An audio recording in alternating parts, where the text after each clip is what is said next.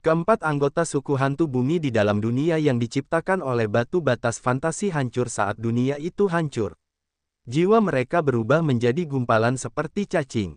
Karena kekuatan suku hantu bumi Upanishad istimewa, bahkan saat altar jiwa mereka hancur, jiwa mereka masih bisa melarikan diri. Setelah terkondensasi, jiwa mereka masih bisa bertahan hidup. Alam Barago adalah yang tertinggi di sini. Meskipun tubuh dan altar jiwanya hancur, gumpalan jiwanya masih bisa berbicara dengan arogan sebelum pergi. Energi jiwanya yang jahat dan penuh kebencian masih tertinggal di dalam gua. Dunia kecil yang runtuh telah menghancurkan pintu masuk gua sepenuhnya. Saat ini, banyak batu menghalangi setengah dari pintu masuk. Para alien di luar gua tidak bisa melihat atau mendengar keributan di sana lagi. Tusiki dan istrinya tidak bisa melihat situasi di dalam gua dengan mata telanjang mereka. Mau lari? Kau pikir kau bisa lari dariku? Wajah Xian gelap, kasar, dan jahat. Dia menyeringai jahat saat dia mengangkat satu jari dan menyentuh gelabelannya. Lubang hitam misterius itu terbang keluar dari altar jiwanya. Itu seperti mulut iblis yang besar dan gelap. Kekuatan melahap Upanishad didesak. Kekuatan hisap yang besar keluar dari lubang dan menarik jiwa-jiwa dengan kuat.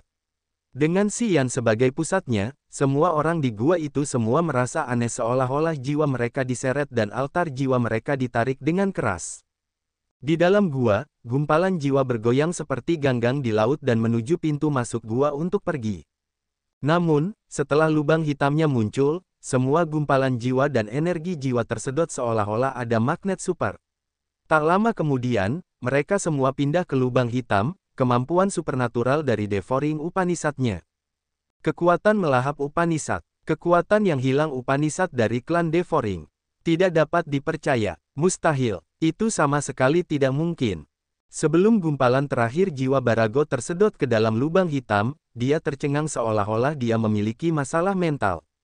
Semua gumpalan jiwa dan energi jiwa di dalam gua menghilang. Setelah jiwa kecil itu hancur, energi dan ki esensi dari keempat anggota suku Goul Bumi telah menjadi energi murni yang tidak dapat dilihat oleh mata telanjang dan memasuki titik akupuntur Xian. Xian tetap diam untuk merasakan tubuhnya. Kemudian, dia menyadari bahwa karena energi aneh dari Hui yang telah mengubahnya, titik akupunkturnya tidak membengkak atau sakit saat dia menyerap energi dari keempat anggota suku Goul Bumi.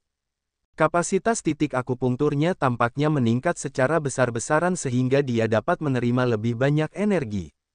Tak lama kemudian, energi jiwa dari keempat prajurit suku Goul Bumi diubah dan dimurnikan.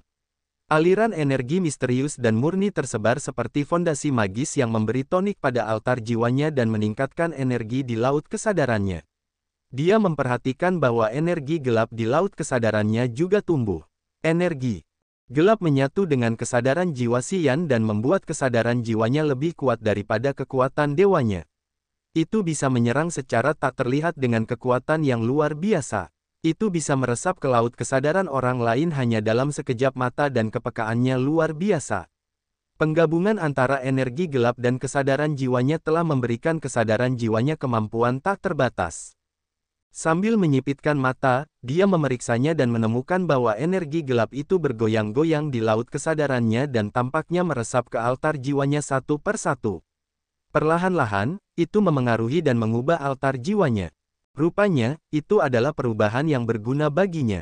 Dengan bantuan energi gelap, ia menjadi bijak dan pemahamannya tentang kekuatan Upanishad menjadi lebih mendalam. Sepertinya potensi jiwanya akan segera terbuka, yang membuat penggabungan kekuatan Upanishad menjadi sederhana. Xian mendapatkan energi gelap sebagai Upanishad kekuatan melahapnya, yang menelan energi dari Hui ketika Waterson mengikisnya.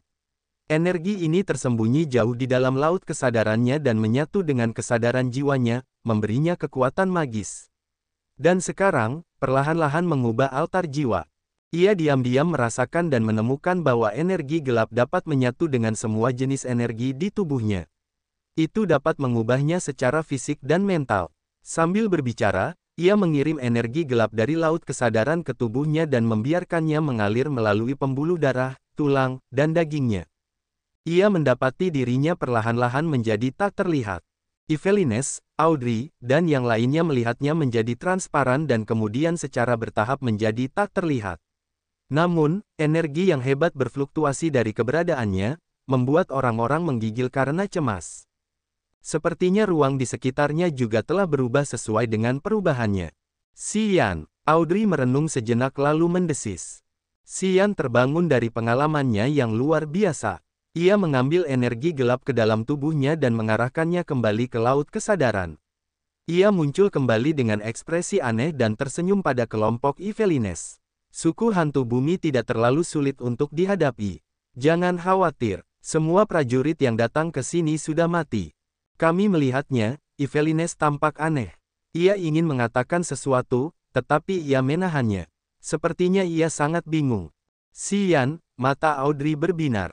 Ketika sinar terakhir kesadaran jiwa Barago menghilang, apakah kau mendengar apa yang ia katakan? Ia mengatakan bahwa kemampuan menghisap energi jiwamu adalah teknik yang hilang dari klan pemakan. Xian mengerti. Wajahnya menegang saat dia berkata, dia mengatakan itu, memang. Kekuatan Devouring Upanishad adalah warisan inti dari Bloodthirsty Force. Di Desolate Territory, hanya Bloodthirsty yang menguasai kekuatan Upanishad ini. Kekuatan Upanishad Xian berasal dari Bloodthirsty. Bagaimana itu bisa berhubungan dengan klan Devouring? Dia menatap ketiga ahli dari klan mata surgawi. Seketika, dia menjadi waspada dan berpura-pura bertindak wajar. Bagaimana dengan klan Devouring? Yvelines menarik napas dalam-dalam. Klan Devouring adalah klan paling aneh di antara 7 klan besar. Kudengar itu adalah spesies baru yang diciptakan Devour, makhluk absolute beginning, menggunakan darah dan dagingnya. Anggota klan ini mengolah 8 kekuatan besar Upanishad termasuk kontrol jiwa, kematian, korosi, kegelapan, kekacauan, kehancuran, keputusasaan, dan kimayat. Juga, kekuatan Upanishad paling misterius yang tidak akan mereka ajarkan kepada siapapun adalah kekuatan Devouring Upanishad. Devour, makhluk absolute beginning telah memberikan mereka kekuatan Upanishad tersebut. Akan tetapi, hingga hari ini, kekuatan Devouring Upanishad milik klan Devouring telah hilang, begitu juga dengan banyak dari 8 kekuatan besar Upanishad. Bagaimanapun, klan Devouring masih merupakan salah satu dari 7 klan besar dan merupakan klan paling misterius yang tidak seorang pun berani menyinggungnya. Makhluk Devour the Absolute Beginning telah menghilang sejak lama. Hanya anggota klan Devouring yang mengetahuinya. Rumor mengatakan bahwa Devour adalah sumber kejahatan. Makhluk itu mengendalikan senjata dewa jahat. Menurut anggota klan Devouring, ketika Devour berada di puncak kejayaannya, ia dapat menelan planet dan wilayah untuk meningkatkan kekuatannya. Dia adalah makhluk paling menakutkan di dunia ini. Berhenti sejenak, Yvelines menatap Xian, caramu menelan gumpalan jiwa dan energi jiwa anggota suku Goul Bumi mirip dengan Upanishad kekuatan yang hilang dari suku Goul Bumi, Upanishad kekuatan melahap. Saat ini, bahkan anggota klan pemakan tidak dapat memahami esensi Upanishad kekuatan ini. Bagaimana kau bisa mengolahnya? Audrey bingung saat melihat Xian. Jadi Bloodthirsty adalah... Tidak, dia tidak, Xian menggelengkan kepalanya. Dia ingat apa yang Hui katakan padanya melalui Tian Xie. Desolate telah menciptakan Bloodthirsty untuk membantunya menyatukan kembali tubuhnya, yaitu menggabungkan 4 benua kuno ke Desolate. Sayangnya, rencana Hui terganggu ketika Devour menyerangnya. Devour telah memberikan Bloodthirsty kekuatan Devouring Upanishad dan 8 kekuatan jahat Upanishad yang hebat. Devour ingin menggunakan Bloodthirsty untuk menghancurkan wilayah Desolate dan melukai Desolate lebih jauh untuk mencegahnya pulih lagi. Itu adalah pertarungan antara Devour dan Desolate. Menurut Hui, jurang gelap, tanah suci kekuatan haus darah, telah Devour. Ming Hao biasa memberitahu mereka bahwa Bloodthirsty bahkan telah mengalahkan makhluk absolute beginning. Xian mengira bahwa makhluk absolute beginning ini adalah Hui. Namun, sekarang dia menganggapnya sebagai Devour, makhluk absolute beginning yang telah mencoba memengaruhi Bloodthirsty. Devour dapat dibunuh atau dibuat tidak aktif. Ketika Bloodthirsty mengira bahwa dia akhirnya dapat lolos dari takdirnya, Desolate mengambil tindakan lagi. Itu telah mempromosikan dewa penguasa dan membantunya mendapatkan buah Genesis. Brian kemudian memimpin para ahli untuk mengalahkan Bloodthirsty. Bloodthirsty dibunuh oleh Brian. Desolate telah mengakhirinya. Alasan utamanya adalah bahwa Desolate telah menciptakan Bloodthirsty sehingga nasibnya terikat. Desolate dapat mengatur takdirnya. Jika Bloodthirsty tidak terluka setelah pertarungan dengan Devor, dia akan dapat memurnikan Desolate dan kemudian menggantikan Desolate untuk menjadi penguasa wilayah Desolate. Dia akan menjadi eksistensi puncak di domain Laut Nihility. Klan Devoring adalah klan yang diciptakan Devor dengan menggunakan darah dan dagingnya. Devor adalah leluhur mereka. Devor telah memberikan mereka semua yang dimilikinya, darah, kekuatan Upanishad, dan energi. Itu seharusnya adalah jalan keluar yang telah disimpan Devor untuk dirinya sendiri sebelum pertempuran dengan Desolate. Kemudian, Devor meninggalkan klan Devoring untuk menemukan Desolate dan melawannya. Selain itu, setelah berkembang dalam waktu yang lama, klan Devoring secara bertahap kehilangan esensi kekuatan Upanishad mereka karena pendahulu mereka jatuh. Devor bertempur melawan Desolate dan kemudian terluka parah. Itu harus kembali ke si Domain of Nihility. Kemudian, Bloodthirsty mengalahkannya. Itu bisa dibiarkan koma atau dibunuh, yang menyebabkan hilangnya kekuatan Upanishad klan Devoring. Xian memiliki banyak pikiran yang terlintas di benaknya. Perjalanan di si Domain of Nihility ini telah memberinya banyak informasi tentang konflik antara Desolate dan Devor, dan penciptaan dan eliminasi Bloodthirsty. Xian sekarang bisa menebak apa yang telah terjadi di masa lalu. Dia mengagumi dan menghormati Bloodthirsty lebih karena dia bisa mengalahkan Devor, makhluk absolute beginning. Sungguh menyedihkan bagi seorang penguasa yang nasibnya terikat pada Desolate. Begitulah cara Desolate bisa menang dan menggunakan Brian untuk membunuhnya. Bloodthirsty tidak akan pernah bisa lolos dari batasan untuk terbang bebas di si Domain of Nihility. Dia tidak akan pernah bisa menjadi legenda yang memukau di si Domain of Nihility yang luas. Dia gagal, tetapi dia telah menggunakan Lao Luo untuk memilih Xian, seorang pewaris yang nasibnya tidak terikat pada Desolate Territory. Xian terlahir dengan keuntungan yang lebih besar. Xian tampak tegas saat dia berjanji dalam hati. Kegagalanmu adalah karena drama dalam kelahiran dan nasibmu. Jika kamu memilihku, aku tidak akan mengecewakanmu. Aku akan menyelesaikan apa yang tidak mampu kamu penuhi. Itu bukan Upanishad kekuatan melahap. Aku menggunakan harta karun rahasia untuk melakukannya. Itu adalah penerapan energi gelap.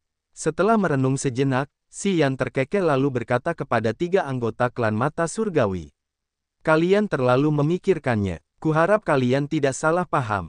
Kalau tidak, klan pemakan akan mengulitiku hidup-hidup. Evelines tampak skeptis dan bingung, tetapi mereka tidak melanjutkan topik itu. Mereka tidak mempercayai kata-kata terakhir Barago. Upanishad kekuatan melahap telah hilang, bahkan di klan pemakan.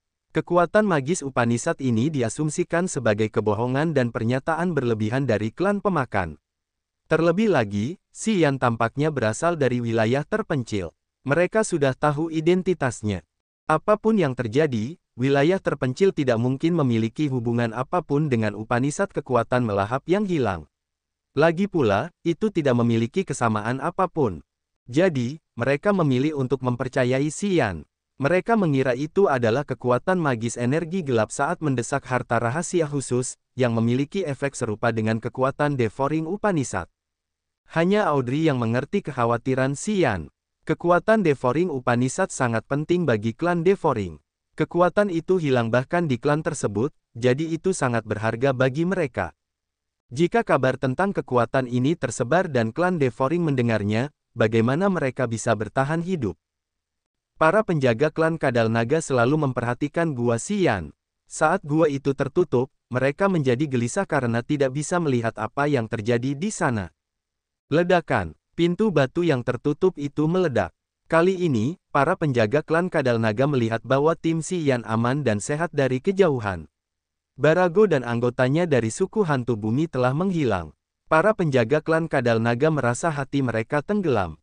Mereka semua menjadi serius. Bertukar pandangan, mereka segera berjalan menuju gua Xian. Barago adalah kepala delegasi suku hantu bumi kali ini. Dia juga memiliki hubungan yang sensitif dengan Sing dari klan jiwa.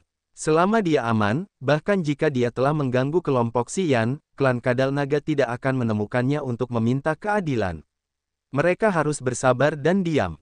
Namun, jika sesuatu yang buruk terjadi pada Barago, itu akan menjadi ledakan dan Sing mengetahuinya. Seketika, para penjaga klan Kadal Naga menyerbu ke gua Xian.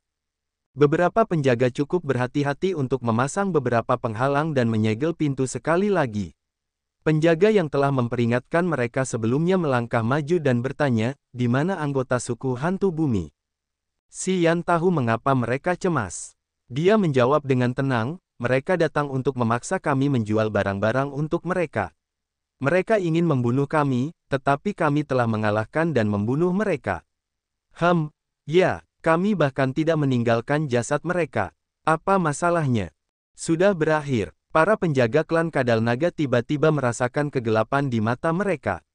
Mereka tahu bahwa kali ini benar-benar serius. Salah satu dari mereka menarik napas dalam-dalam dan tidak bertanya lebih lanjut. Dia segera mengeluarkan batu suara dan melapor dengan meringis. Tuan Dulei, kita dalam masalah besar. Barago dari suku hantu bumi telah meninggal. Dulei adalah salah satu ahli di bawah komando leluhur Kadal Naga. Dia bertanggung jawab atas urusan di area lain. Mendengarkan laporan itu, dia terkejut. Dia segera menanyakan lokasi dan berlari dengan kecepatan maksimal. Di dalam gua, para penjaga klan Kadal Naga memasang wajah khawatir dan getir. Kematian Barago dapat membawa masalah besar bagi klan Kadal Naga. Jika mereka membiarkan kelompok Xian pergi dengan mudah, mereka tidak dapat menjawab yang lain. Klan Jiwa berdiri di belakang suku hantu bumi. Selain itu, Xing ada di sini sebagai tamu terhormat klan mereka. Barago harus melapor kepada Xing secara teratur karena Xing telah memintanya untuk menemukan seseorang. Barago meninggal tanpa diketahui. Xing harus menanyakan penyebab dan situasinya. Jika leluhur suku hantu bumi tahu bahwa bawahannya yang dikirim ke bintang Kadal Naga terbunuh di sini, dia akan marah besar dan dia mungkin bahkan akan datang secara pribadi untuk membalas dendam. Kamu tidak bisa pergi sekarang, kata seorang penjaga klan Kadal Naga. Si Yan menyeringai. Dia membuat adegan ini hanya untuk mencari kesempatan bertemu dengan manajer klan Kadal Naga yang sebenarnya. Jadi, dia tidak cemas atau pemarah. Dia hanya dengan senang hati menunggu untuk bertemu Dulei. Dulei tiba dengan cepat. Dia mendarat di sini bahkan sebelum 1 jam berlalu. Begitu dia mendarat, dia menemukan situasi yang aneh. Banyak prajurit alien dari klan kelas 3 berdiri di depan gua mereka dan berdiskusi satu sama lain sambil melihat gua lain. Mereka semua memasang wajah yang aneh. Para prajurit itu tampak gembira dan senang atas kemalangan yang dialami satu sama lain, tetapi kebanyakan dari mereka menunjukkan wajah yang acuh tak acuh. Barago belum keluar dari gua. Apakah sesuatu yang buruk terjadi padanya? Bagaimana mungkin? Barago memiliki basis kultivasi langit kedua alam abadi. Dia dari suku hantu bumi. Siapa yang berani menjebaknya? Jadi, mengapa dia belum keluar? Suku hantu bumi itu jahat dan penuh nafsu. Mungkin mereka menutup gua untuk menyiksa anggota klan mata surgawi itu. Siapa tahu? Orang-orang itu tidak dapat mengamati pertempuran antara Xian dan suku hantu bumi di dalam gua karena pintunya tertutup. Tu Shiki dan Yayun adalah satu-satunya orang di luar gua yang tahu bahwa Barago telah mati. Namun, mereka juga bingung. Suku hantu bumi mengolah kekuatan Upanishad yang dianugerahkan oleh klan jiwa. Bahkan jika altar jiwa dihancurkan, jiwa inangnya dapat terbagi menjadi banyak gumpalan dan melarikan diri. Jika mereka tidak memiliki kekuatan khusus Upanishad atau harta rahasia, akan sangat sulit untuk melenyapkan mereka. Mengapa tidak ada gumpalan yang melarikan diri? Benarkah gumpalan jiwa mereka juga dimusnahkan? Yayun bingung. Ya, aneh, Tu Shiki juga terkejut. Manajer klan Kadal Naga ada di sini. Kita sebaiknya tetap diam dan menonton. Karena anak itu dapat membuat atasan yang lebih tinggi datang ke sini, selama dia pintar, dia dapat memimpin situasi untuk berkembang menjadi cara terbaik. Sepertinya kita akan mendapat manfaat dari kejayaannya, Yayun tersenyum. Jika dia bisa membujuk Dragon Lizard untuk bergabung dengan kita untuk menghadapi Xing, Xing akan tamat di Dragon Lizard Star. Kalau begitu, klan Dragon Lizard harus mengikuti jejak klan Mysterious Sky kita. Ah, itu akan sempurna. Tu Shiki tertawa jahat. Tanda pisah tanda pisah tanda pisah tanda pisah tanda pisah tanda pisah tanda pisah tanda pisah tanda pisah tanda pisah tanda pisah tanda pisah. Aku Dulei. Seruan teredam terdengar dari pintu masuk gua. Para anggota klan Dragon Lizard bergegas mengangkat penghalang dan dengan hormat menyapa Dulei. Dulei adalah tipe orang yang bisa bertemu dengan leluhur Dragon Lizard. Dia menarik napas dalam-dalam, wajahnya meringis. Apakah kau yakin bahwa semua anggota suku hantu bumi terbunuh? Dia mengatakan itu, salah satu dari mereka menunjuk Xian. Xian masih tenang. Suku Earth Ghoul ingin memaksa kami untuk berdagang dan kemudian membunuh kami untuk merampok barang tersebut. Kami sangat enggan, jadi kami harus membela diri. Dulei mengamati Adams, Evelines, Masha, dan Audrey. Dia berkata dengan wajah muram, kalian bisa membunuh kelompok Barago. Xian tidak ingin membuang waktu. Dia tahu bahwa jika dia tidak menjelaskan secara menyeluruh, mereka akan menangkapnya untuk berbicara dengan suku hantu bumi dan klan jiwa. Aku mengolah kekuatan khusus Upanishad. Ya, aku meledakkan gelombang ruang angkasa untuk menghancurkannya sampai mati. Dia menjelaskan, memasang wajah tegas, lalu berkata, kudengar leluhurmu telah terjebak di puncak alam abadi dan dia perlu mempelajari energi gelap untuk menerobos ke alam leluhur teritori. Kebetulan aku tahu energi gelap. Aku ingin menggunakan pemahamanku tentang energi gelap untuk menukarnya dengan pelet abadi. Bisakah kau membawaku menemuinya? Nak, kau pikir kau bisa membuatku melepaskanmu dengan mengatakan itu? Dulei entah bagaimana menghargai Xian dalam hati ketika dia melihat bahwa Xian sama sekali tidak takut. Namun, dia berkata, sejujurnya, kami tidak memiliki kesan atau perasaan yang baik terhadap suku hantu bumi. Jika kalian dapat membunuh mereka, aku akan bertepuk tangan dengan senang hati. Sayangnya, suku hantu bumi memiliki hubungan dekat dengan klan jiwa. Kami masih perlu menjelaskannya kepada mereka. Kemudian, dia menoleh ke pengawalnya dan meminta mereka untuk menahan tim Xian terlebih dahulu. Rupanya, dia tidak percaya bahwa Xian memiliki energi gelap. Dia mengira Xian hanya membuat alasan. Bagaimanapun, Xian baru saja mencapai alam dewa yang baru mulai. Dia belum pernah mendengar ada orang yang dapat memahami energi gelap di alam dewa yang baru mulai. Mungkin ini akan lebih mudah dipahami. Xian dengan tenang mendesak energinya. Kesadaran jiwanya beriak seperti ombak. Dinding batu di sekelilingnya meledak dengan ganas. Energi tak kasat mata telah menyusup ke Dulei dan para prajuritnya dan memasuki jiwa mereka. Mereka semua merasakan getaran di tulang belakang mereka. Mereka langsung dipenuhi rasa takut. Bagaimana mungkin? Itu, bagaimana kalian bisa melakukan itu? Dulei bahkan tidak dapat membayangkannya. Dia telah mendengar banyak rahasia misterius energi gelap. Dia tahu itu aneh. Tanpa memberitahu yang lain, energi tak kasat mata ini dapat meluas tanpa suara dan lebih mematikan daripada kekuatan dewa. Performa Xian persis seperti yang mereka rumorkan. Itu adalah kekuatan orang-orang dengan energi gelap. Aku ingin bertemu leluhurmu, kata Xian sederhana. Mata Dulei tampak rumit. Dia merenung selama beberapa detik dan kemudian berkata kepada para prajuritnya, dilarang memberitahu sepatah kata pun tentang ini. Kalian atur mereka di area lain. Jangan biarkan siapapun tahu. Sembunyikan kematian anggota suku Ghoul Bumi. Tidak, kita harus menutup area ini. Jangan biarkan siapapun masuk atau keluar. Para anggota klan Kadal Naga tahu keseriusan kasus ini. Mereka mengangguk terus-menerus. Kita tidak perlu pindah ke daerah lain. Aku punya 2 teman di sini. Kalian harus mengantar mereka ke gua teman-temanku. Xian menunjuk gua Tusiki dan Yayun di kejauhan.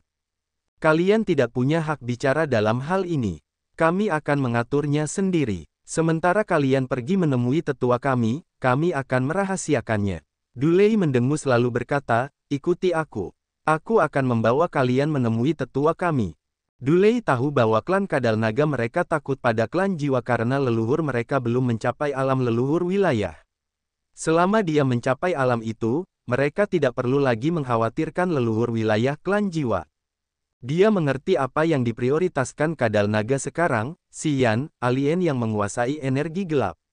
Jika dia bisa memberi leluhur itu kesempatan untuk menerobos, kematian anggota suku hantu bumi tidak penting. Dulei membawa Xian ke jalan beraspal. Jalan ini memiliki banyak mekanisme tersembunyi yang harus dibuka Dulei dengan menggunakan kesadaran jiwanya. Setiap dinding di sini mengarah ke gua yang menakjubkan jauh di dalam planet ini. Setelah waktu yang lama, Xian telah pergi jauh ke bawah tanah dan muncul di dekat kolam lava yang sangat besar dan membara. Setelah Dulei membawa Xian ke sini, Dulei berlutut dengan kedua lututnya dan berbicara dalam bahasa klan Kadal Naga untuk berbicara dengan kolam lava. Dulei memanggil Kadal Naga. Setelah beberapa saat, klon Kadal Naga muncul dari kolam panas dan berdiri di depan Dulei dan Xian. Dia bertanya dengan heran, siapa anak ini? Nenek moyang, begini. Dulei bergegas menjelaskan. Ketika dia menyebutkan bahwa Xian memahami energi gelap, Kadal Naga menggigil dan matanya bersinar terang seperti sinar matahari. Jika kamu dapat membantuku, kamu tidak perlu khawatir tentang suku hantu bumi lagi. Selain itu, kami akan memberimu pelet abadi, kata Kadal Naga dengan tegas. Baginya, tidak ada yang lebih penting daripada menerobos ke alam leluhur wilayah. Ketika dia mendapatkan energi gelap dan memasuki alam leluhur wilayah, leluhur suku hantu bumi adalah orang yang bisa dia bunuh kapan saja. Bahkan jika klan jiwa ingin bertarung melawannya, mereka harus mempertimbangkan apakah itu sepadan dengan usaha mereka atau tidak. Klan jiwa telah menyergapmu. Ada senjata suci dari era awal mutlak di perut tubuh aslimu sekarang. Itu adalah kuali berkaki 3 dari klan jiwa. Xian menatapnya dan melemparkan berita yang lebih mengejutkan lagi. Jika kamu tidak bergabung dengan klan jiwa kali ini, kamu akan mati. Kuali itu adalah senjata suci yang dipinjam Xing dari seorang ahli di alam leluhur wilayah di klannya. Itu untukmu, khususnya. Kalian tetaplah di sini. Tidak seorang pun diizinkan untuk melangkah keluar dari sini. Seorang anggota klan Kadal Naga membawa Audrey dan 3 prajurit klan Mata Surgawi ke sebuah ruangan yang dijaga ketat. Puluhan penjaga klan Kadal Naga berdiri dan mengawasi di luar ruangan. Mereka adalah penjaga baru yang dimobilisasi oleh pemimpin klan Kadal Naga lainnya dari zona lain. Kelompok penjaga ini memiliki setidaknya 6 ahli di alam abadi. Bagi mereka, mereka adalah ancaman besar. Kita di penjara. Yvelines menghela napas dan melihat ke pintu dengan lapisan penghalang dan para penjaga klan Kadal Naga. Dia tahu bahwa mereka tidak bisa bertindak bebas lagi. Audrey mengenakan gaun putih bersih, wajahnya setenang biasanya. Dia duduk dengan tenang di ruangan yang luas ini dan berkata, jangan khawatir. Selama Xian dan leluhur Kadal Naga menemukan kesepakatan, kita akan baik-baik saja. Aku hanya takut akan kejadian yang tidak terduga, Adams memaksakan senyum. Dia mengerti tindakan klan Kadal Naga. Jika Xian dan leluhur naga Kadal bisa berbicara dengan baik, mereka akan baik-baik saja. Namun jika tidak berjalan baik, klan naga Kadal akan menyerahkan mereka ke suku hantu bumi dan menyiksa mereka sampai mati. Semuanya tergantung pada cara Xian. Audrey tetap tenang. Sepanjang perjalanan ke sini, dia selalu merasa ada sepasang mata yang mengawasi mereka. Dengan menggunakan kekuatan jiwa magisnya untuk merasakan, dia tahu bahwa Yayun dan Tusiki menggunakan metode khusus mereka untuk mengamati mereka. Karena Tusiki dan Yayun berasal dari klan langit misterius, salah satu dari 7 klan besar, dan berada di langit ketiga alam abadi, tidak akan menjadi masalah untuk menyelamatkan mereka. Dia samar-samar bisa merasakan bahwa Tusiki sangat menghargai hubungan dengan Xian. Jika situasinya memburuk, kedua anggota klan langit misterius ini akan ikut campur. Dia tidak salah tentang ini. Saat ini, Tusiki dan Yayun tinggal di kamar batu mereka. Tusiki membuka matanya dan tertawa, yah, klan Kadal Naga tidak begitu bagus. Aku mendapatkan lokasi mereka. Aku juga telah mengirimkan seberkas kesadaran jiwa ke sana. Jika sesuatu terjadi, aku akan segera tahu. Mendengarnya, Yayun akhirnya dapat menenangkan pikirannya yang gelisah. Dia berkata, mungkin kita tidak perlu mengambil tindakan. Benar, selama anak itu dapat bertemu dengan Kadal Naga, segalanya akan berubah drastis. Dan kita hanya perlu menunggu dengan sabar undangan Kadal Naga, Tusiki tersenyum. Kita harus mempersiapkan diri dengan hati-hati. Kita harus membuat Xing merasakan kekuatan kita. Mata Yayun menyampaikan niatnya yang buas. Tanda pisah tanda pisah tanda pisah tanda pisah tanda pisah tanda pisah tanda pisah tanda pisah tanda pisah tanda pisah tanda pisah tanda hubung. Di sudut bintang Kadal Naga, Xing melayang di atas jiwa dan hantu yang tak terhitung jumlahnya. Wajahnya gelap dan dingin, energi jiwa berdesir hebat darinya. Di bawahnya, begitu banyak hantu menangis dan menjerit dengan menyedihkan. Seorang anggota klan jiwa seperti bayangan gelap terbang ke arahnya dan berkata dengan hormat, Komandan, kami mendapat berita baru-baru ini bahwa Barago dari suku hantu bumi telah pergi. Sing terbangun dari kultivasinya. Dia mengerutkan kening dan berkata dengan tidak sabar, apa? Barago yang sia-sia itu dikirim untuk menemukan anggota klan langit misterius, tetapi dia gagal. Aku memintanya untuk menemukan sesuatu yang dapat menghipnotis jiwa dan aku belum mendengar apapun darinya. Aku tidak peduli apakah dia pergi atau tidak. Orang seperti ini tidak pantas mendapatkan perhatian kita. Seorang bawahannya melaporkan bahwa mereka telah menemukan mata penyelam yang memikat dari klan mata surgawi. Mereka mengatakan bahwa itu bahkan dapat memikat jiwa para ahli alam abadi. Barago serakah akan hal itu. Dia membawa 3 anggota klan bersamanya untuk menemukan mereka dan dia belum kembali. Bawahannya mengatakan bahwa lampu kehidupannya telah padam, jelas prajurit itu. Apa? Sing terkejut. Cahaya iblis dan aneh muncul di matanya. Lampu jiwa yang padam berarti jiwanya telah lenyap. Suku hantu bumi mengolah teknik rahasia dari klan kami. Kecuali mereka menemukan teknik khusus, jiwa mereka dapat berpencar dan melarikan diri dengan aman. Siapa yang ditemui Barago? Petik 2. Barago memiliki basis kultivasi langit kedua alam abadi. Karena hubungannya dengan klan kami, di bintang kadal naga ini, tidak ada seorang pun yang berani menyerang mereka, dan tidak banyak orang yang memiliki kompetensi untuk melakukannya. Baru-baru ini, suku hantu bumi mencoba menemukan 2 ahli dari klan langit misterius. Apakah dia menemukan sesuatu yang membuat seseorang membunuhnya untuk menutup mulutnya? Tanya penjaga itu. Kesadaran jiwa Sing bergerak. Jiwa yang telah meninggal dan hantu yang meratap di bawahnya masuk ke tubuhnya di bawah jubah hitam. Dia melayang dan melayang menuju prajurit klan jiwa. Dia berkata, kamu bilang Barago menemukan mata yang mempesona itu sesuatu. Apakah menurutmu itu bisa berhasil? Dari apa yang dilaporkan anggota suku hantu bumi itu bisa bekerja secara ajaib. Kalau tidak, Barago tidak akan begitu senang, jawab yang lain. Sing merenung sejenak. Mungkin klan langit misterius menaruh hidung mereka pada benda mata yang menarik ini. Aku harus berbicara dengan klan kadal naga untuk melihat apa yang terjadi. Kemudian, dia berubah menjadi bayangan hitam dan menghilang. Tanda pisah tanda pisah tanda pisah tanda pisah tanda pisah tanda pisah tanda pisah tanda pisah tanda pisah tanda pisah tanda pisah tanda pisah tanda hubung. Kolam lava yang membara jauh di bawah tanah, bintang kadal naga. Klon leluhur kadal naga terkejut saat dia melihat Xian. Nak, apa yang kamu bicarakan? Aku punya persahabatan yang baik dengan Sing. Meskipun aku tidak bisa mengatakan kami adalah belahan jiwa, tidak mungkin dia akan berkomplot melawanku. Dalam perjalanan ke planet ini, kami menemukan asteroid aneh. Kami pikir itu. Xian menarik napas dalam-dalam lalu menceritakan kepada yang lain semua yang mereka temui dalam perjalanan ke sana. Dia menekankan untuk menggambarkan ciri-ciri kuali besar berkaki 3 dan simbol-simbol misterius di kuali itu. Dulei berlutut di tanah dan mendengarkan Xian dengan ketakutan. Dia tidak bisa menahan diri untuk tidak campur tangan.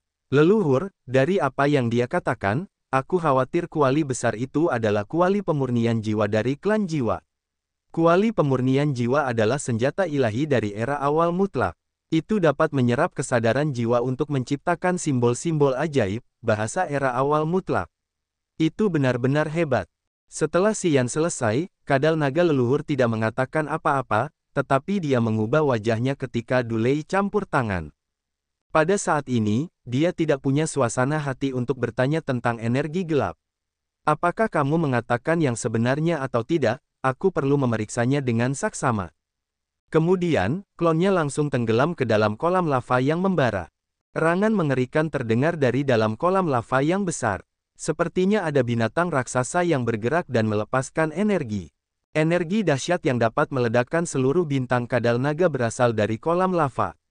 Planet itu terus-menerus meledak karena begitu banyak pecahan bintang di permukaannya bergemuruh. Mereka tampak seperti akan runtuh dalam hitungan menit.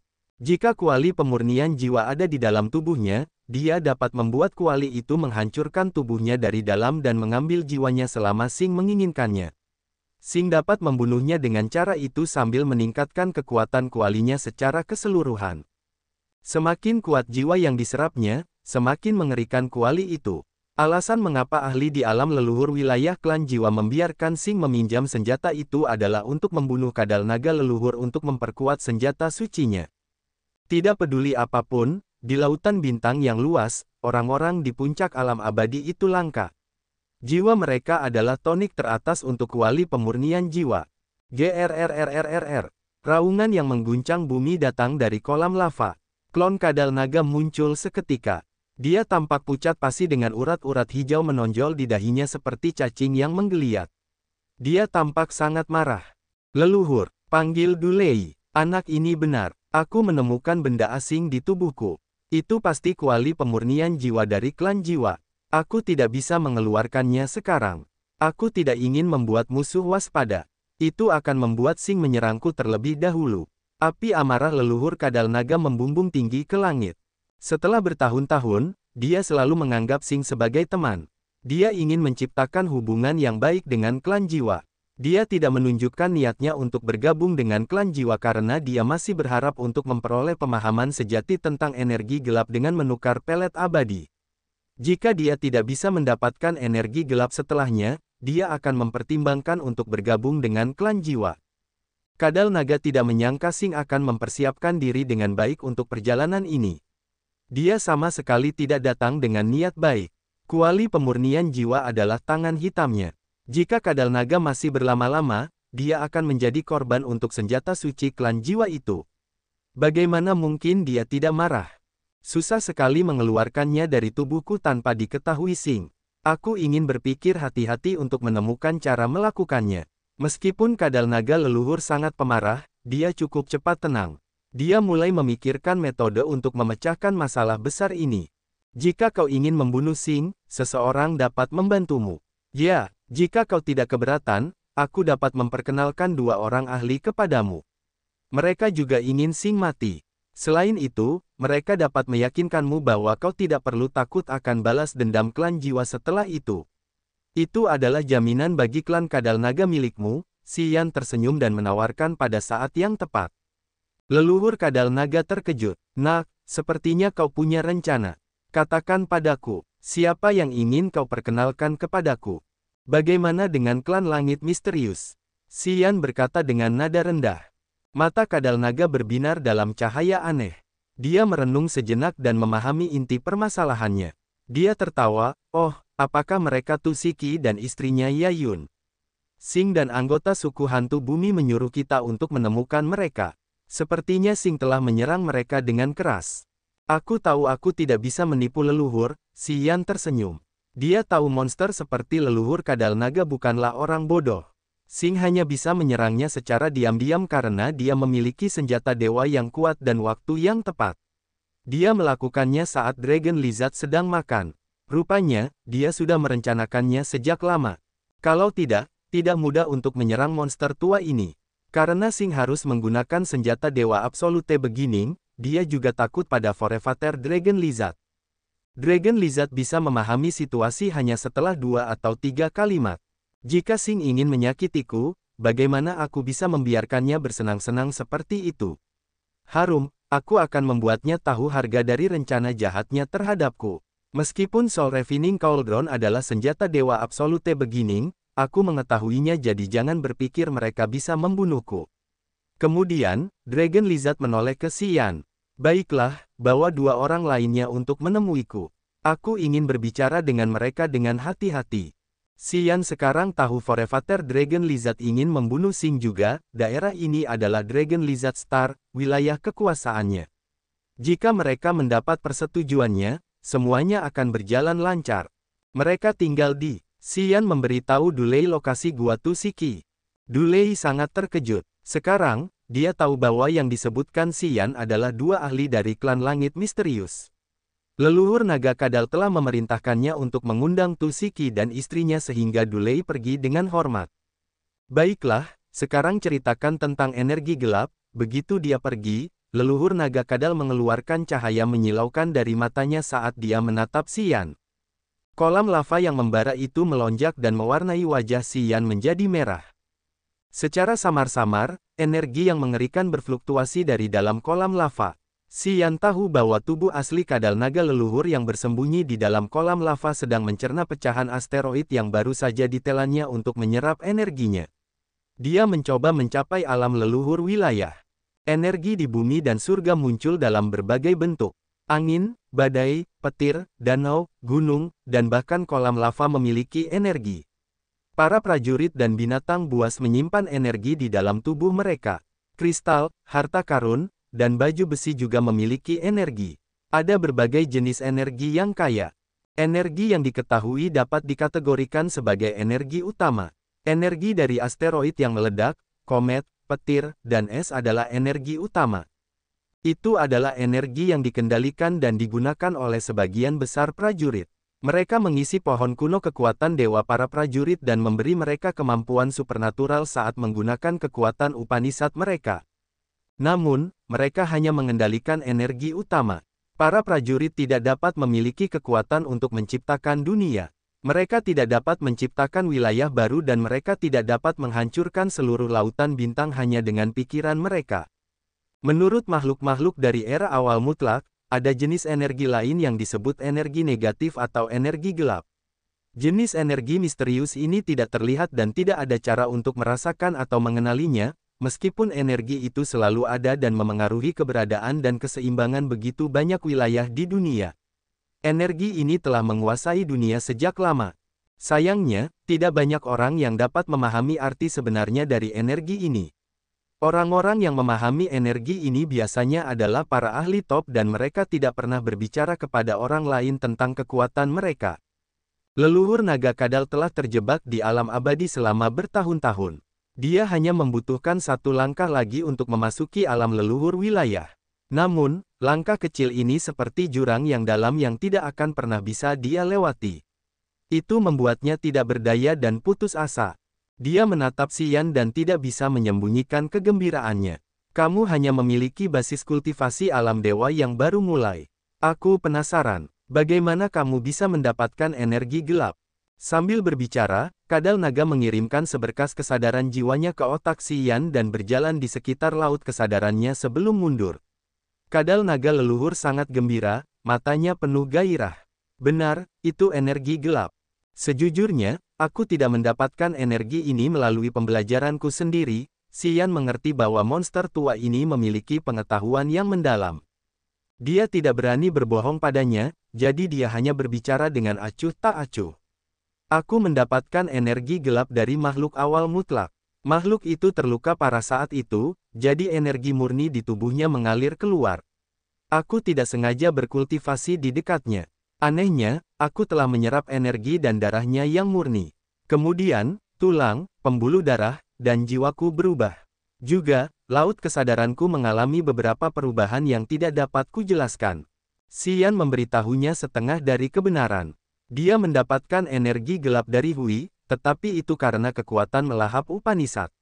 Dia telah mengikis tubuh Hui untuk sepenuhnya memajukan dirinya dan mendapatkan energi itu. Makhluk awal mutlak. Kadal naga tampak terkejut. Apa nama makhluk itu? Dan, dari mana asalmu? Bagaimana kamu bisa bertemu makhluk dari era awal mutlak? Xian mengerutkan kening. Dia tidak akan menjelaskannya jadi dia hanya berkata dengan santai, maafkan aku karena tidak menceritakan semuanya.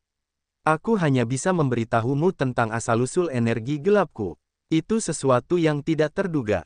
Itu keberuntunganku yang biasa. Aku tidak bisa menyebarkannya.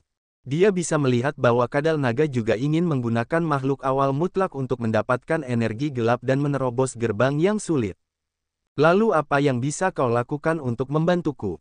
Wajah kadal naga menjadi gelap. Dia tampak marah.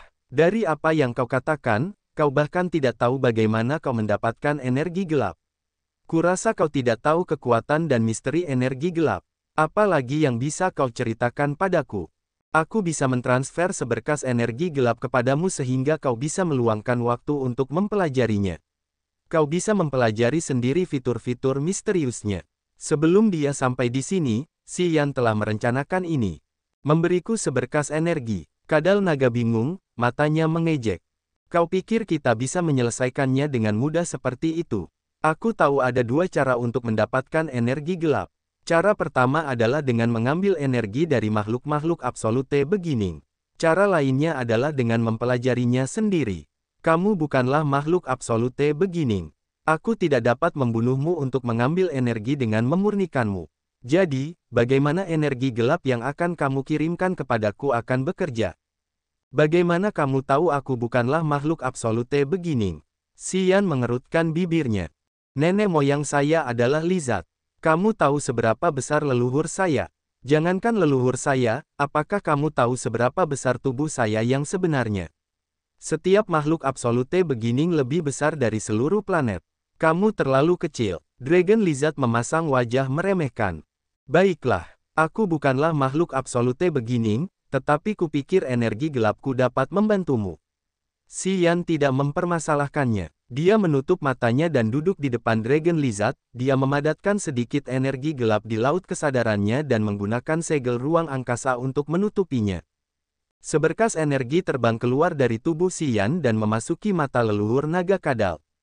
Kadal naga mengerutkan kening dan berkedip saat dia menarik segel tak kasat mata itu ke dalam otaknya. Swoosh! Ledakan segel ruang angkasa terdengar di kepalanya. Aliran energi aneh terbang menjauh. Dia ingin menangkapnya, tetapi itu sudah lenyap. Xian bingung karena dia tidak mengerti situasinya. Dia telah menggunakan energi ruang angkasa untuk menyelubungi seberkas energi gelap, tetapi dia tidak mencetak segel jiwanya di atasnya. Setelah meninggalkan tubuhnya, itu menghilang. Itu tidak dapat membantu leluhur naga kadal. Apakah itu metodemu? Leluhur naga kadal meringis. Xian tersenyum paksa dan mencoba memeras otaknya untuk mencari solusi. Pada saat ini, Dulei membawa Tusiki dan Yayun ke gua. Tusiki berseri-seri pada Xian dan kemudian pada kadal naga. Dia tersenyum santai. Kalian sedang mendiskusikan fitur magis energi gelap, bukan? Leluhur naga kadal mendengus. Meskipun tubuhmu sangat ulet dengan kekuatan yang luar biasa, transformasi bentuk kehidupanmu masih belum cukup, Tusiki tersenyum. Sambil berbicara, dia melemparkan kotak giok ke kadal naga. Kotak giok itu terbuka. Sepertinya ada sesuatu di dalam kotak itu, tetapi mereka tidak dapat melihat apapun. Tetapi pasti ada sesuatu di sana. Dari penyok dan lipatan kecil kain di dalamnya, ada sesuatu yang tidak dapat dilihat. Xian tercengang. Pikirannya berkedip dan dia mengirimkan energi gelap ke matanya. Kemudian, dia melihat sepotong tulang di dalam kotak itu. Dia sangat terkejut saat melihat Tusiki. Tulang. Potongan tulang ini mirip dengan sisa-sisa Bloodthirsty tahun itu. Itu tidak terlihat dan kesadaran jiwa biasa tidak dapat melihatnya. Xian harus menggunakan energi gelapnya untuk melihatnya. Ya, itu sepotong tulang. Itu tulang seorang ahli alam leluhur wilayah setelah dia pergi. Tulang ini juga disebut material gelap atau materi negatif. Hanya para pejuang di alam leluhur wilayah yang bisa menjadi seperti ini setelah bentuk kehidupan mereka mencapai level tertentu. Sebelum Tusiki datang ke sini, dia telah mempersiapkan diri dengan baik. Menurut Tuan Hantian dari klan Langit Misteriusku, sebelum kamu bisa memahami energi gelap, kamu harus mengubah kehidupanmu. Hanya ketika tubuh dan jiwamu mencapai ketinggian kehidupan yang baru, kamu bisa mendapatkan energi itu.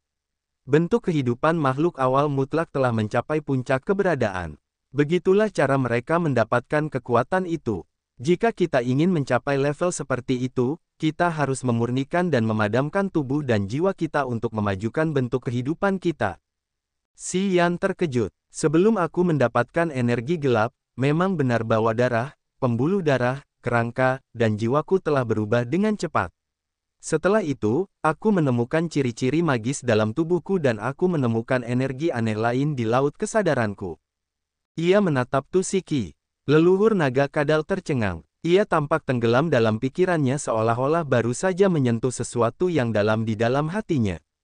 Ia tiba-tiba teringat saat ia masih kecil dan lemah. Kadal makhluk awal mutlak telah menasihatinya dengan jelas bahwa ia tidak boleh malas dalam memurnikan dan memadamkan jiwa dan tubuhnya. Setiap otot dan selnya harus dimurnikan ribuan kali. Itulah caranya ia bisa memiliki kesempatan untuk menyublimkan jiwa dan tubuhnya. Saat ia masih kecil dan rentan, Kadal menyuruhnya untuk terus mengolah tubuh dan jiwa.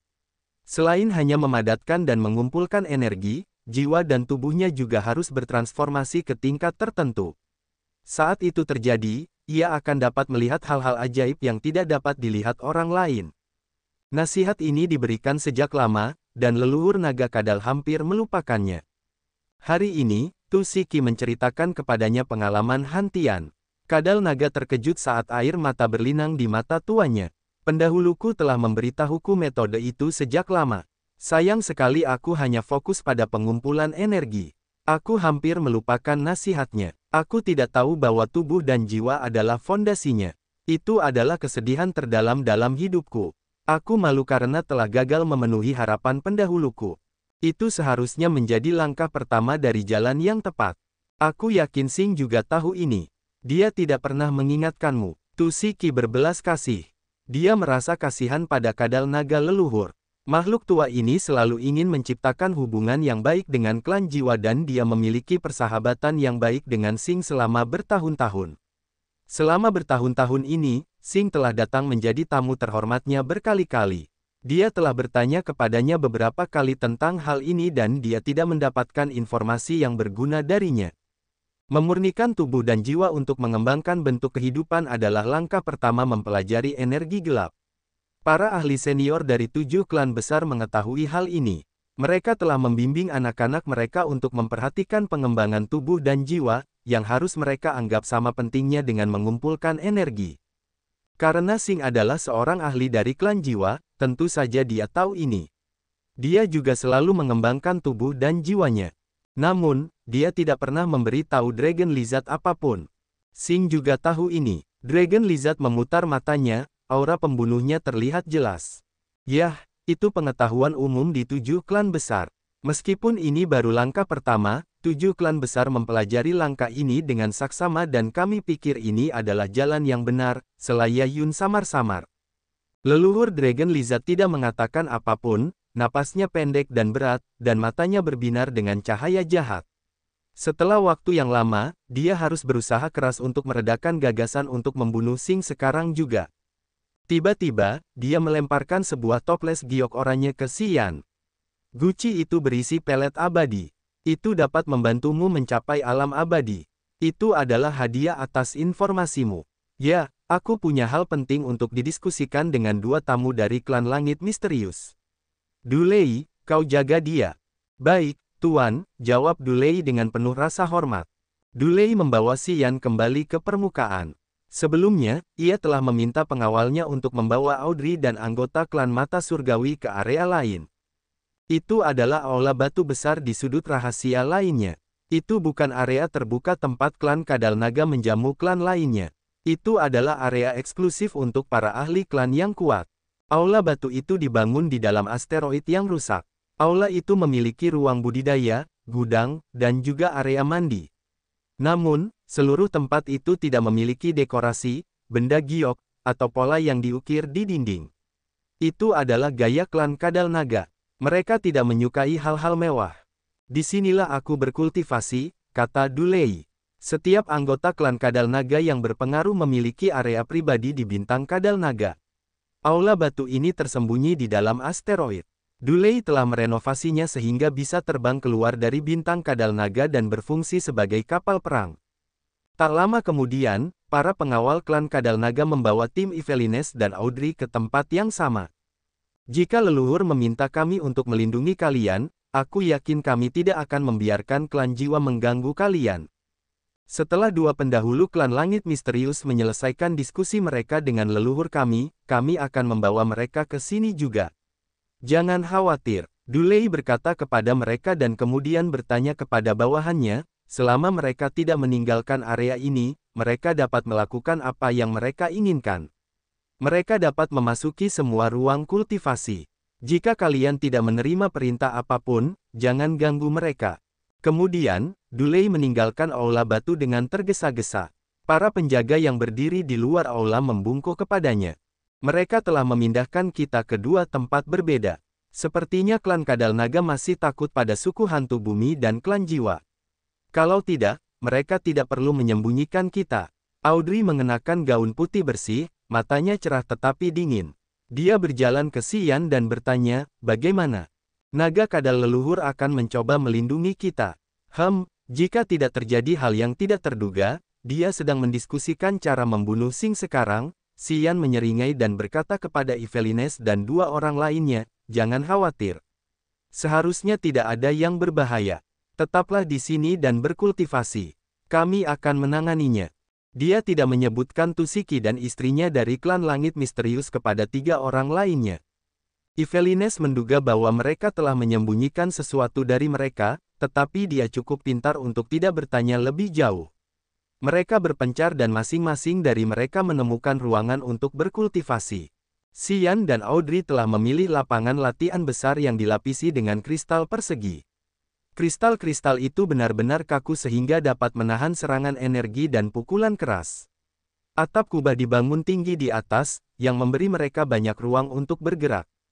Dia menceritakan apa yang terjadi ketika dia bertemu dengan kadal naga leluhur. Audrey sangat tercengang. Kemudian, dia memilih tempat untuk duduk bersila dan berkata, "Kita aman di sini untuk sementara waktu. Kadal naga tidak akan mengganggu kita. Kita harus memanfaatkan waktu ini dan berkultivasi dengan cepat." Baiklah, Audrey duduk di seberangnya di seberang ruangan yang luas dan melipat kakinya yang lurus. Dia memejamkan matanya.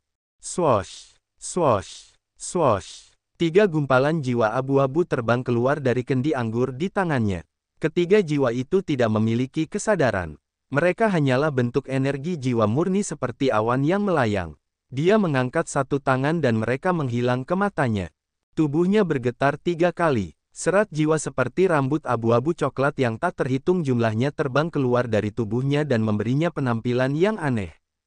Xian tidak terburu-buru untuk berkultivasi. Dia mengamati Audrey sebagai gantinya. Dia telah menyerap 3 jiwa di alam dewa awal yang telah dia tukarkan dengan batu petir anginnya ke dalam laut kesadarannya. Kemudian, Audrey menggunakan kekuatan Upanishadnya untuk mencacahnya menjadi beberapa ribu gumpalan jiwa.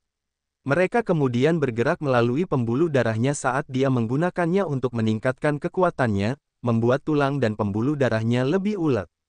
Xian mengamatinya sebentar dan kemudian tersenyum. Dia menganggukkan kepalanya.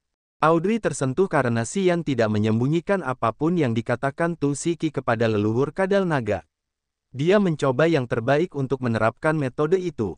Metode Audrey yang biasa adalah menggunakan jiwa untuk mengolah altar jiwanya. Dia tidak membuat mereka bergerak melalui tubuhnya. Dia melakukannya dengan berbeda kali ini karena pikirannya berubah. Sekarang dia tahu bahwa dia harus fokus pada pemurnian pembuluh darah, dan tulangnya. Itu untuk mempersiapkan terobosannya ke alam leluhur wilayah. Dia selalu menjadi wanita yang cerdas. Ketika dia mendengar suatu teknik, tentu saja, dia tahu bagaimana memanfaatkannya. Para anggota suku kegelapan kekaisaran selalu fokus pada pengembangan jiwa karena jiwa adalah kunci kekuatan Upanishad mereka. Mereka tidak benar-benar mengolah tubuh mereka. Cara kultivasinya hari ini telah keluar dari metode asli Imperial Dark Tribe. Hanya dengan kata-kata Xian yang sepihak, dia telah membuang metode kesukuannya untuk memulai cara kultivasi yang sama sekali baru. Itu telah membuktikan bahwa dia tangguh dan teguh. Selain itu, dia mempercayai Xian sepenuh hati. Dia berpikir bahwa Xian tidak akan pernah berbohong padanya dan kata-katanya nyata dan berharga seperti batu giok dan mutiara. Xian senang untuknya. Dia percaya bahwa dengan bakat dan kebijaksanaan bawaannya, begitu dia menemukan arah yang benar, dia akan menciptakan prestasi yang luar biasa nanti. Kilatan petir menyambar kepalanya dan memotong semua pikiran yang bergejolak. Xian langsung sadar. Tanpa pikir panjang, toples giok oranye yang diberikan kadal naga muncul di depannya. Setelah kilatan, toples itu meledak dan menampakkan pelet aneh. Pelet itu sebesar buah lengkeng dan berkilau meskipun bau herbalnya kuat.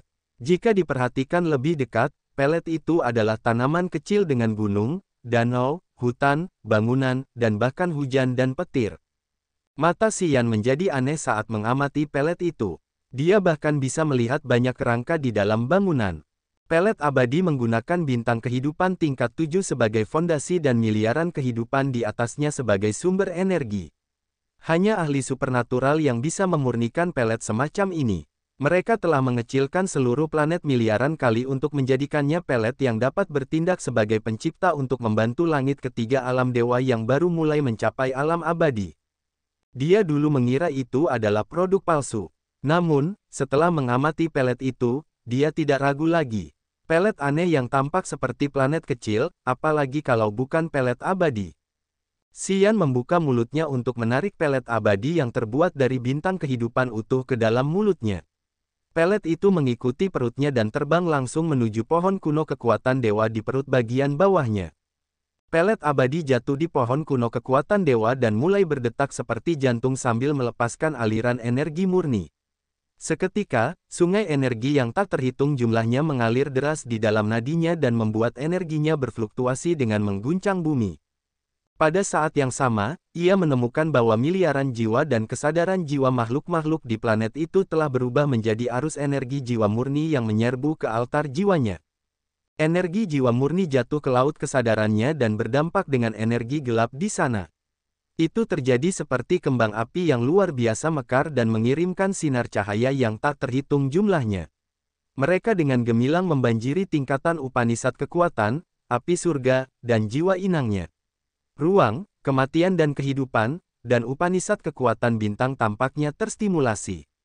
Mereka dulunya terpisah tetapi sekarang, mereka tiba-tiba bergabung menjadi satu, sungguh aneh. Perasaan yang tidak dapat ia gambarkan bergerak melalui hatinya menuju altar jiwa. Ia merasa seolah-olah telah kembali ke sumber kekuatan Upanishad dan mengembara di lautan kematian, ruang, kehidupan, dan kekuatan bintang Upanishad. Jiwa tuan rumah itu bingung. Ia tampaknya meninggalkan tubuhnya ke dunia yang dapat menerima vitalitas tanpa akhir di mana ia dapat menjadi abadi dan tidak pernah mati. Rumor mengatakan bahwa orang-orang di alam abadi memiliki umur panjang yang tak terbatas. Misalnya, setelah binatang suci naga biru mencapai alam abadi, ia telah hidup 100.000 tahun dan ia masih kuat. Ia telah lolos dari prinsip siklus kehidupan. Itu adalah sesuatu yang tidak dapat dilakukan oleh para ahli alam dewa yang baru lahir. Meskipun mereka memiliki umur panjang, jiwa dan tubuh mereka menua beberapa ribu tahun. Jika vitalitas mereka terkuras, jiwa mereka akan melemah sepenuhnya. Jika mereka tidak dapat mencapai alam abadi, di akhir siklus hidup mereka, mereka akan layu dan mati seperti pohon tua yang layu. Hanya dengan menerobos ke alam abadi, mereka akan menjadi abadi. Pada saat itu, mereka dapat mendistorsi prinsip-prinsip alam. Mereka akan hidup selamanya dengan vitalitas yang melimpah. Jiwa mereka akan selalu sehat dan kuat. Kecuali jika mereka dibunuh oleh para ahli yang lebih kuat yang dapat menguras vitalitas mereka dan menghapus segel jiwa mereka, secara teori, para ahli alam abadi dapat hidup selamanya. Itu adalah alam abadi. Penggabungan kekuatan Upanishadnya dan jiwa inang Xian membuatnya merasakan sesuatu yang ajaib. Namun, jiwanya yang lain tenang. Dia menemukan bahwa api surga yang tidak mengalami kemajuan apapun dirangsang oleh pelet abadi. Perlahan-lahan, mereka akan menyatu satu sama lain lagi. Selain api suci kekacauan purba, api-api lainnya saling menempel secara ajaib dan menciptakan lautan api yang luar biasa dan berwarna-warni.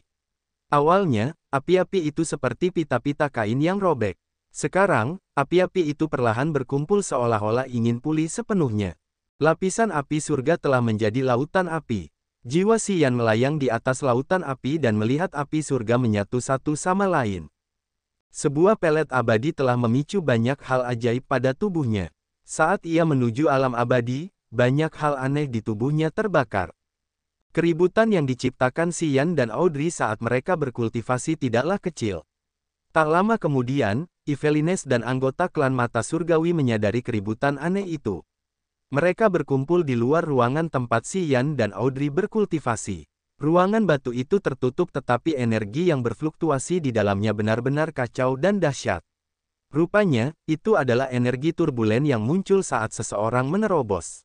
Audrey mencapai langit kedua alam dewa yang baru mulai dan pria itu memasuki alam abadi. Yvelines sudah berpengalaman. Ia langsung memahaminya. Sekarang, kita harus mengawasi mereka.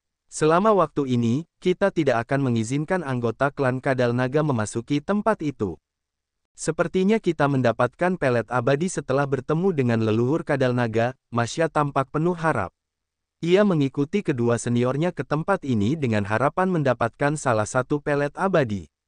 Hari ini, melihat Xian berkultivasi dengan pelet itu, ia sangat mengaguminya. Kita tidak memiliki keberuntungan ini.